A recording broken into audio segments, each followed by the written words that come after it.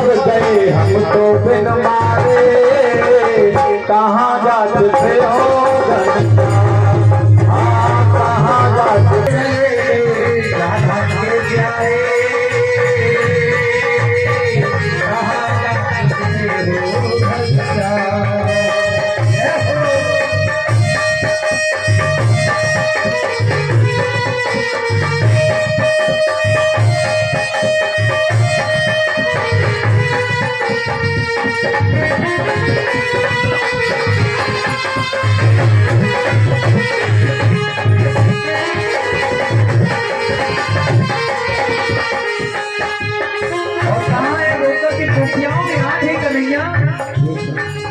निकले पत्थर मिल के लगा श्याम मिल के, निकले पत्थर मिल के लगा श्याम मिल के, निकले पत्थर मिल के लगा श्याम मिल के, निकले पत्थर मिल के लगा श्याम मिल के।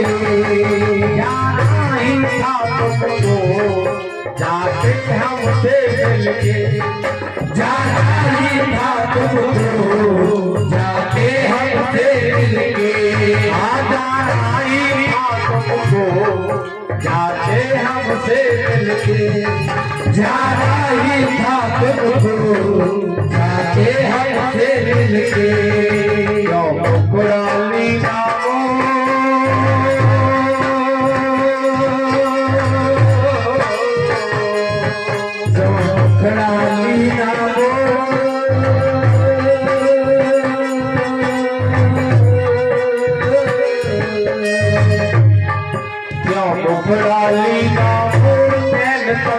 तकते हारे, कहाँ जाते हो गंगा, ओ कहाँ जाते हो गंगा।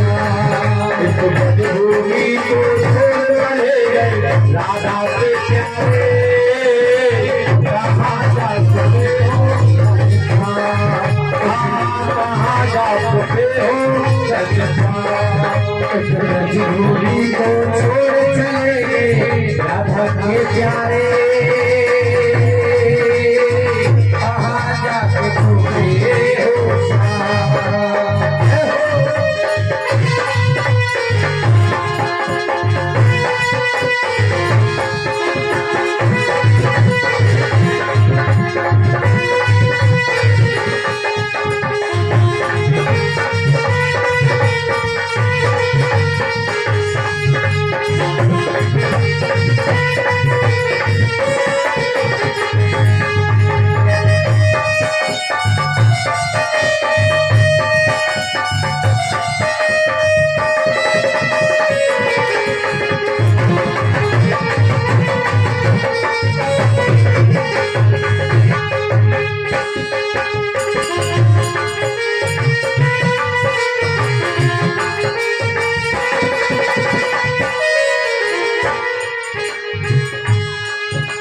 प्यार हमें तुमसे, प्यार तुम्हें हमसे, है प्यार हमें तुमसे, प्यार हमें तुमसे।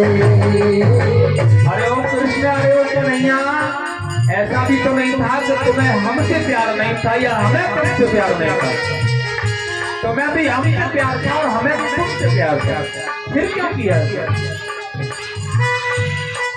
है प्यार हमें तुमसे, प्यार तुम्हें हमसे, है प्यार हमें तुमसे, प्यार तुम्हें हमसे।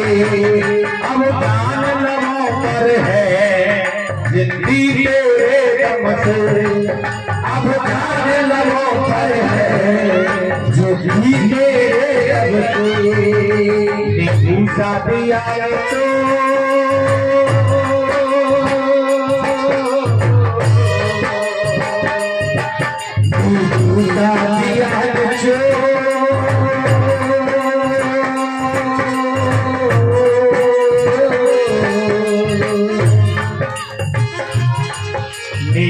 शादिया तोड़ भी रे है दिन में तारे, कहाँ जाते हो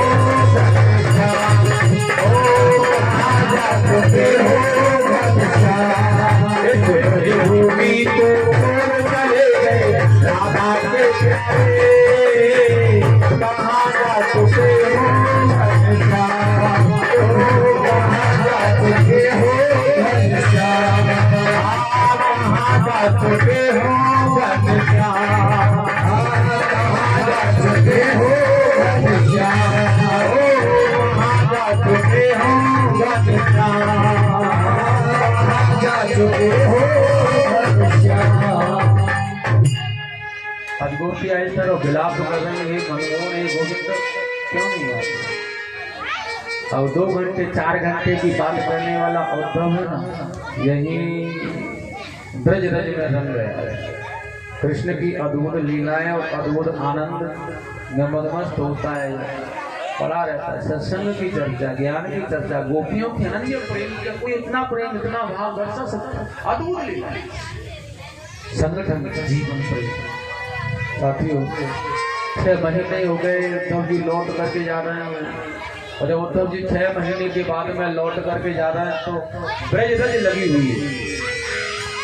मेरा कोई न सहारा बिन तेरे, गुरुदेव सवरिया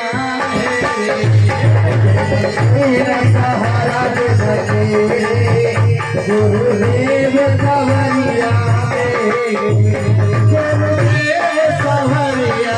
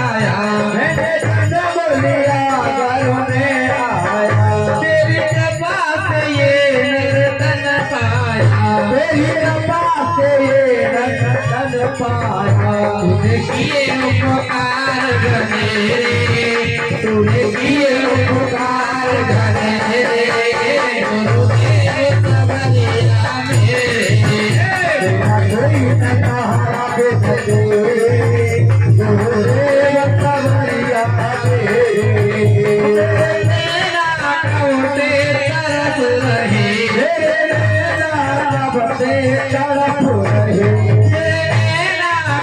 से तरस रहे, कब से तरस रहे, सावन भादों में बरस रहे, सावन भादों में बरस रहे, गुजारे हैं घोड़ा तेरे, गुरुदेव सवरिया मेरे, कोई न सहारा बिन तेरे, गुरुदेव सवरिया मेरे,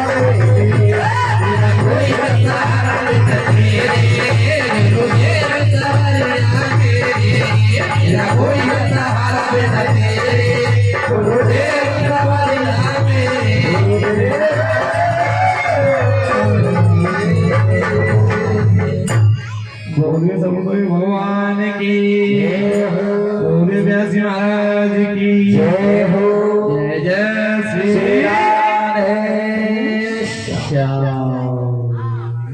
बड़ा ही पावन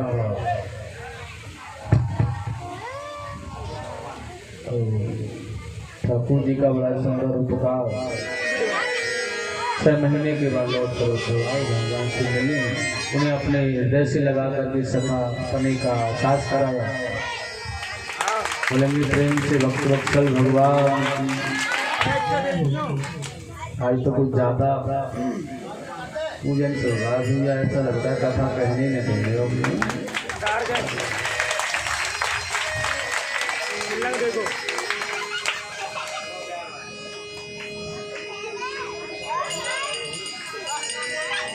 नकली वाली तो ना है।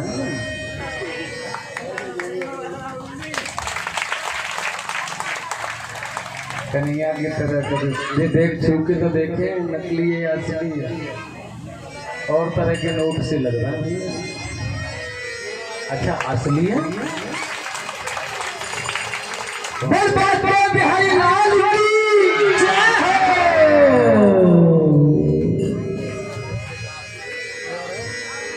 अच्छा बारात के लिए सबसे पहले हमें ही बना दिया तुमने, वो रुक्मिणी मैया के साथ में जाने के लिए। भगवान की शादी है ना, तो भैया भगवान की शादी है तो चलना पड़ेगा तुम्हारे साथ बारात में। क्या करें, प्रेम से बोलेंगे आनंद कंद भगवान की जय हो। कृष्ण बलदेव की जय हो। अत्यधिक भाव सदगुरुदेव भगवान के प्रति और सुंदर यहाँ के लोगों का यह भाव, भगवान की कथा में विशेष आनंद और श्रद्धा से ये लोग जब कराते हैं तो बहुत सुंदर भाव है। बहुत बहुत बधाई सभी भक्तजनों को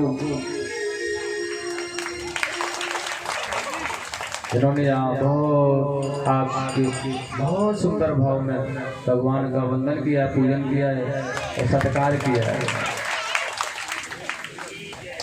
बहुत ही पावन। तुम लोगों के जीवन में मंगल कामना है भैया, और ऐसे शुभ कार्य कहीं पर भी हो वहीं सत्कार करने का साहस तुम बना पाए, ऐसी मेरी मंगल कामना है।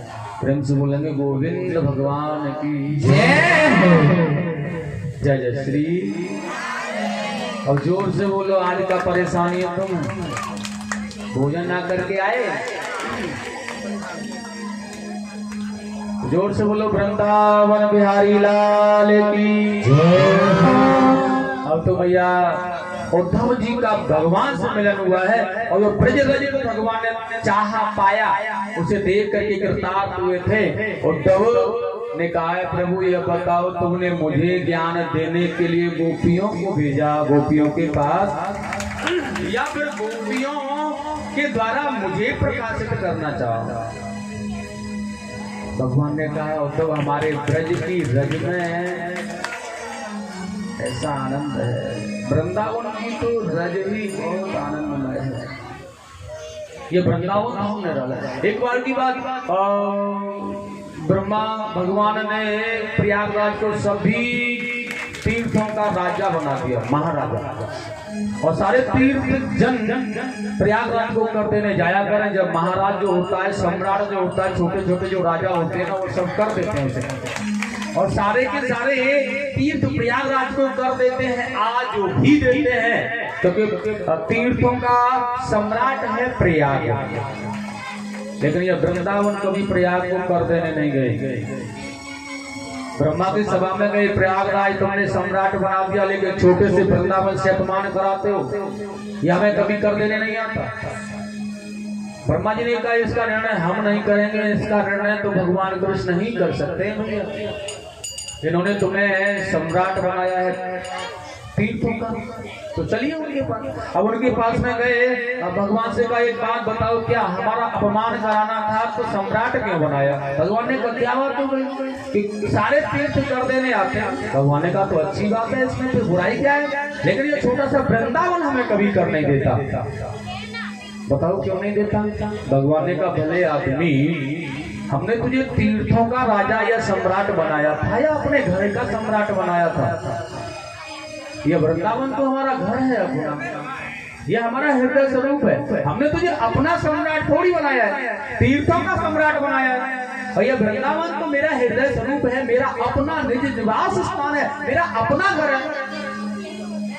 मैं तुझे अपने घर का सम्राट थोड़ी बनाऊंगा, अब तीर्थों का तू राजा है, सम्राट है। बड़ा सुंदर था। ऐसा सुंदर वृंदावन का ब्रज रज, जैसे भगवान ने देखा बड़ा प्रताप हुए, बड़े प्रसन्न हुए आज, और हृदय से मस्तक से लगाया ब्रज रज को जो उद्धव लेकर के आए थे। उद्धव की रोम रोम में जो ब्रज रज लगी हुई थी, बहुत सुंदर था। उसके बाद में कंस की जो पत्नियां थी जो अपने पिता जरासंध के पास पहुंची, अस्थि और प्राप्ति। जरासंध ने उन्हें आश्वासन दिया है, मैं तुम्हारे पति का वध करने वालों को छोड़ूंगा नहीं। और जरासंध युद्ध करने के लिए मथुरा पर आक्रमण करने के लिए आ गया। भगवान कृष्ण ने बलराम जी को सेनापति बना दिया गया।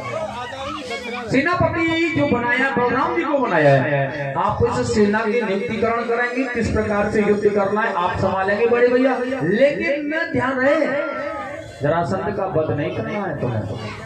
बलराम जी ने कहा क्यों, जो हमें मारने आ रहा है, हमारे पास आ रहा है, हम उसका वध क्यों नहीं करना चाहें? शत्रु का वध नहीं किया जाएगा, बाकी सबको मारना है। हाँ क्यों? क्योंकि संसार में बहुत बड़े बड़े दैत्य के महान शक्तिशाली बलवान योद्धा दुष्ट लोग पड़े हैं, और यह जरासंध है ना ढूंढ करके लाएगा अपने साथ में यहाँ, और अपने घर बैठे बैठे हम उन लोगों को मारते रहेंगे। इसलिए घर घर ढूंढना नहीं पड़ेगा, इसलिए इसे छोड़ते रहो और सबको मारते रहो। बलराम जी ने वैसा ही किया। अंतिम समय दैत्यों का, बलशाली योद्धाओं का को परास्त, उनका वध किया जाता है, जरासंध को छोड़ दिया जाता है, भाग करके जाता है, फिर युद्ध करता है, फिर जाता है, फिर आता है, फिर जाता है, फिर 17 बार 23 अक्षौहिणी सेना लेकर के जरासंध ने युद्ध किया। 18वीं बार यह फिर से युद्ध करने के लिए आ रहा है। अगली बार यह यवन राज कि युवराज काल यवन को अपना मित्र बना कर लाया और ब्राह्मणों से यज्ञ करा करके आया। अब की बार जीत नहीं हुई, विजय नहीं मिली, तो तुम सबको आकर के इसी यज्ञ में तुम्हारी गर्दन चढ़ा दूंगा। ब्राह्मणों से यज्ञ कराया, देखूंगा कितना सामर्थ्य है तुम्हारे अंदर।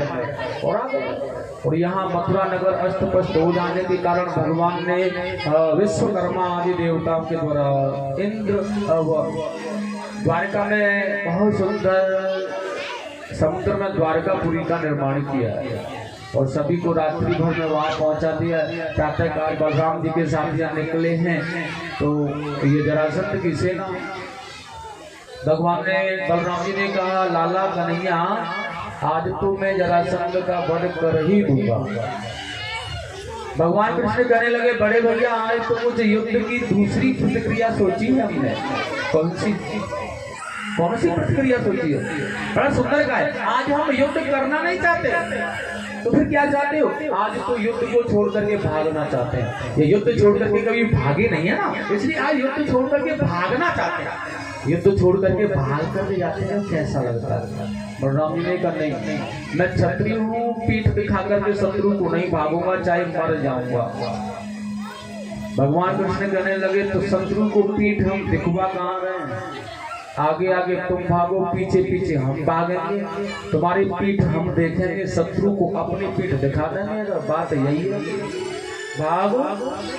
बलराम जी ने देखा ये कन्हैया मानेगा नहीं, यह कोई लीला अवश्य कर रहा है। बलराम जी आगे, कन्हैया जी पीछे, काल यवन उनके पीछे भाग रहा है, और यह गुफा में जाकर के सोते हुए मुचकुंद के पास में पहुंचे और अपना पीतांबर सुला, सोते हुए मुचकुंद को उड़ा दिया, छिप गए बेचारे गुफा में भगवान कृष्ण बलराम।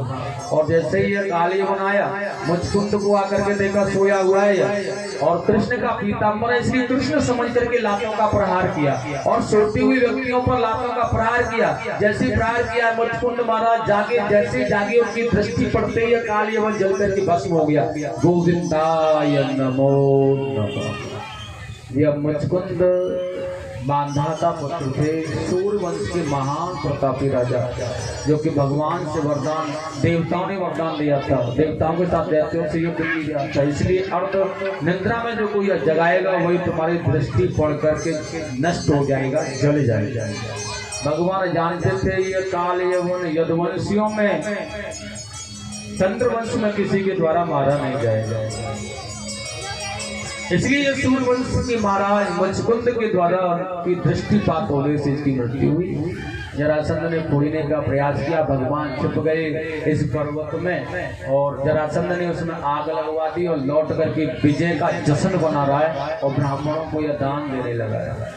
लेकिन यहाँ भगवान कूद करके द्वारका में पधारे हैं और बड़ा सुंदर भाव देखिएगा।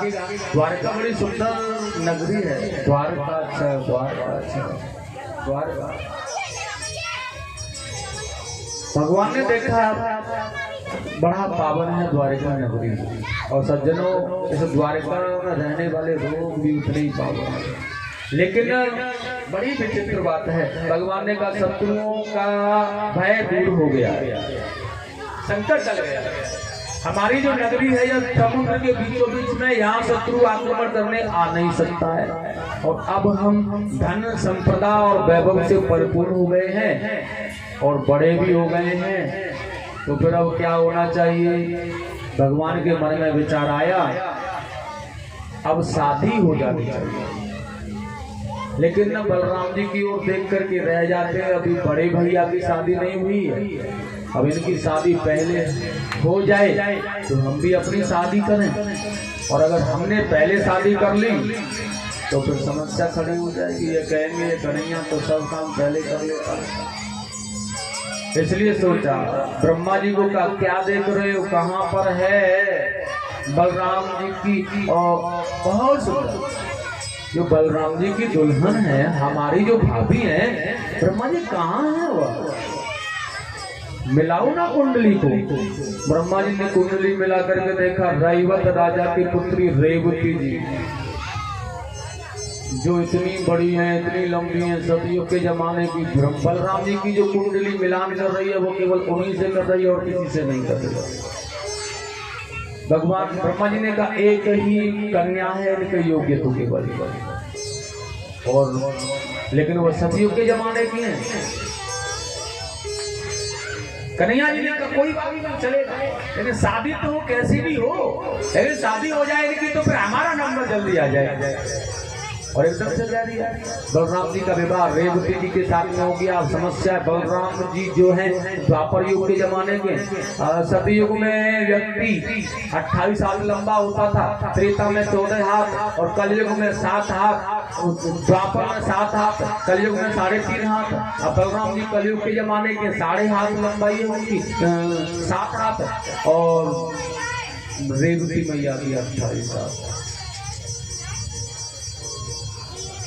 शादी तो हो गई, लेकिन भगवान कृष्ण को उनके लिए थोड़ा महल है ना अलग से बनवाना पड़ा दूसरी जगह। अब महल अलग से बनवाया है तो भाभी और भैया का दर्शन करने प्रातः प्रातः ही भगवान बड़े हैं ना, प्रातः प्रातः ही भगवान कृष्ण जाते हैं और चरण छू करके नमन करते हैं उन्हें, और देख करके बड़ा फिर मंद मंद मुस्कुराते हैं। ब्रह्मा जी कमाल कर दिया तुमने तो, बलराम जी को तो ऐसी ही पत्नी मिलनी थी, बहुत ही अच्छा किया, क्योंकि उन्हें हंसी की बात पर आती है। दाऊ भैया तो 7 हाथ लंबे हैं, भाभी 28 हाथ लंबी है, मतलब उनके घुटनों पर ही रह जाते हैं बलराम जी। अब भगवान कन्हैया जी हंसते हैं।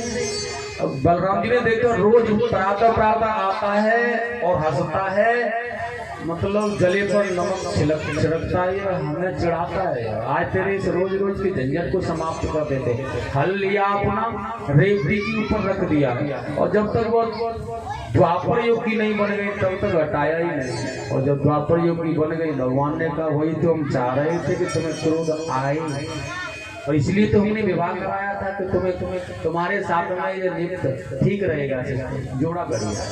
प्रेम से बोलेंगे रेवती मैया की, दाऊ भैया की जय हो। थोड़ा दाऊ भैया के लिए भी जोर से बोल दो, कन्हैया से प्यार करते हो कि हमसे नहीं?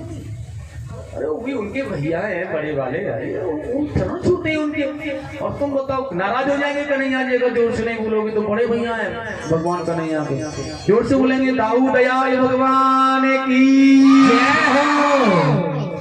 ऐसे बोलो जो, और कन्हैया से ज्यादा जोर से बोलो ताकि तो भगवान बहुत जल्दी प्रसन्न रह जाए, जल्दी से बड़ा प्रेम। अब समय आ गया, भगवान ने कहा बहुत अच्छा रहा ब्रह्मा जी, अब हमारी भी व्यवस्था बनाओ।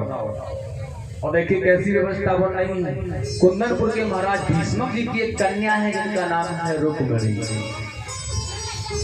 अब इनका भाई है, 5 भाई हैं, लेकिन बड़ा भाई है रुक्मी जो अपने साले शिशुपाल के साथ में अपनी बहन का विवाह कर रहा है।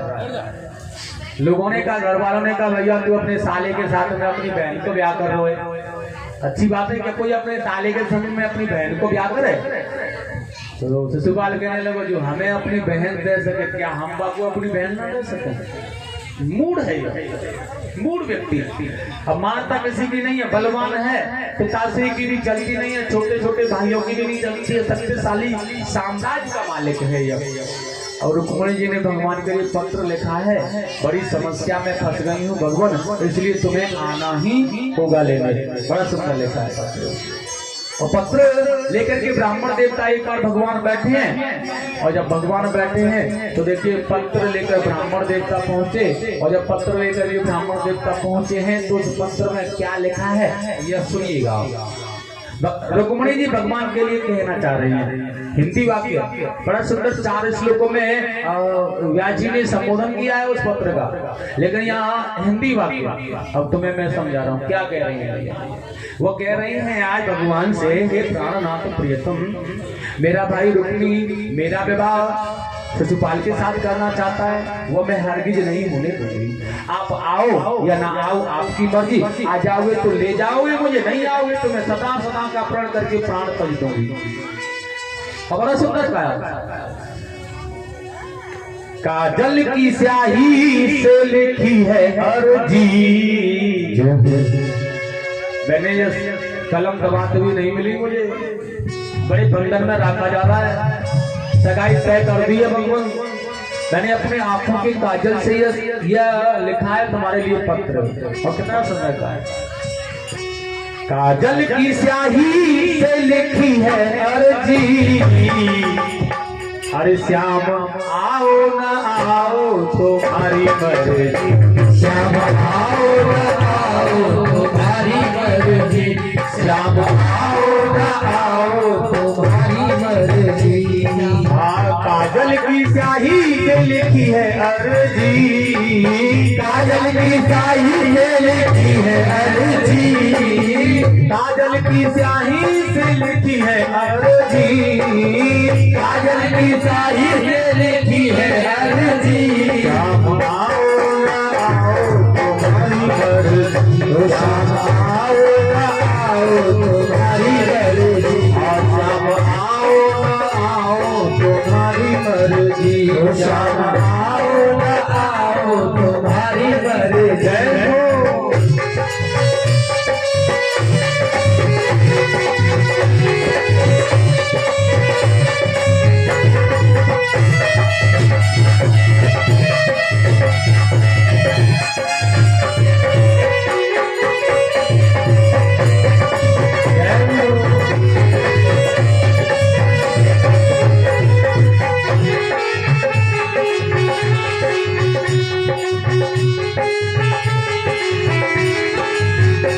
कहने लगी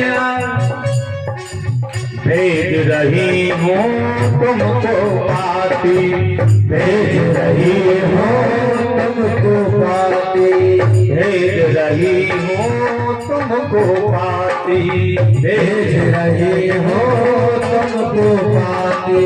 कुछ शर्माती कुछ सकुचाती, कुछ शर्माती कुछ सकुचाती, कुछ शर्माती कुछ सकुचाती, कुछ सकुचाती कुछ सकुचाती। बातें लिखूं ना कोई फर्जी, बातें लिखूं ना कोई फर्जी, बातें लिखूं ना कोई फर्जी, बातें लिखूं ना कोई फर्जी। आओ ना आओ तुम्हारी मर्जी, श्याम आओ न आओ तुम्हारी मर्जी। काजल की स्याही से लिखी है अर्जी, काजल की स्याही से लिखी है अर्जी, काजल की स्याही से लिखी है अर्जी, काजल की स्याही से लिखी है अर्जी। आओ ना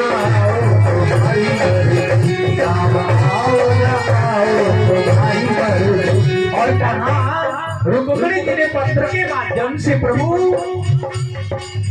कपिला गाय सिंह ने घेरी, कपिला गाय सिंह ने घेरी। मेरे साथ ऐसा हो रहा है जैसे जंगल में एक गाय को सिंह ने घेर लिया है। कपिला गाय सिंहों ने घेरी, कपिला गाय सिंहों ने घेरी। आओ नाथ करुणा देवी, आओ नाथ करुणा देवी। और कपिला सिंहों के बीच में घिरी हुई